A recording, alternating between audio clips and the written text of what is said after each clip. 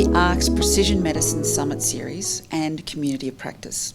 We'll launch the series on the 28th of April with the first of 4 lunchtime webinars. This is an exciting development for ARCS as we set up a new education-focused community of practice. Register today to attend the 4 events of the virtual summit with fantastic speakers and be part of this exciting new ARCS community. This is a new initiative by ARCS and we've kept registration fees at a reasonable rate to enable everyone interested to attend. Have a listen to Nikki and Joe talk about the program. Hi, it's Joe Badalado, Director of Education and Events here at ARCS Australia, and I've got Nikki Conway with me, the Chair of the ARCS Precision Medicine Community of Practice and Summit. Precision medicine means so many different things to different people. Maybe we should start our conversation today about the discussion, what is precision medicine? Yes, precision medicine means different things to different companies and they all have different definitions. But essentially, precision medicine is an innovative approach that takes into account individual preferences in patients' genes, environment and lifestyle. So medicines and technologies that support a more personalised approach to patient care are all considered precision medicine. Some examples are, drugs that use biomarkers to have a more targeted approach to treatment, radiopharmaceuticals, pharmacogenomics, and gene therapies. Yeah, precision medicine, there's so much promise there for patients, for precision medicine. Can you just talk me through the potential impact for patients and, well, the broader research community? It has significant potential for patients and it can fundamentally change the healthcare system. It brings value to patients because it gives them a faster way to get diagnosed, better ways of being monitored on their treatments, more targeted treatments that potentially will have less side effects. And all those contribute towards better health outcomes and better quality of life for the patients.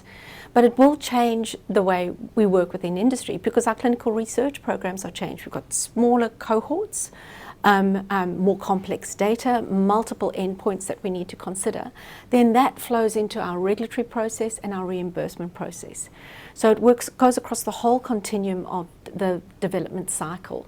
Then as soon as we feel like we've got to understand an issue, a new technology comes and brings a new insight or speeds up a process, and that challenges what we're doing straight away. So while it's almost a cycle of continuous improvement that we need to keep those insights and challenges being incorporated. The other side to that is that as soon as we learn something more about our products, it flows on to our broader ecosystem. So the healthcare professionals, the allied health workers and so on. Just picking up on something you've said there, it's really the pace of change that really makes the summit and the community of practice so critical. Yeah. I like to think of it as sort of future-proofing. How do you look at it? Yeah, well, that's exactly right, and that's why the summit has been structured as it is. It's able to give people that have no insight into precision medicine an overview, as well as take people who have a deep insight and give them further perspectives to consider going forward, because we all need to learn about precision medicine across the whole of industry. So the first session is really focusing on the fundamentals, so that's the ecosystem, ethical, legal and societal impacts. The second session is all around clinical utility. The third session is around data. Now that is exceptionally broad because data impacts every single part of that continuum of care.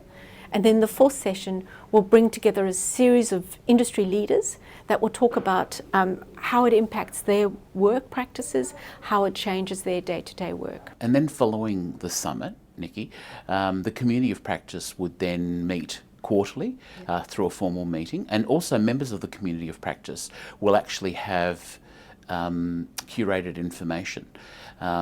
I like to think of it as a professional network for individuals, and that's our aim. Our aim is to provide support for the sector during this period of accelerated development so that people don't grapple with these issues on their own, but can learn from one another. Yep, exactly. How do you see it? Yeah, that's exactly right, Joe.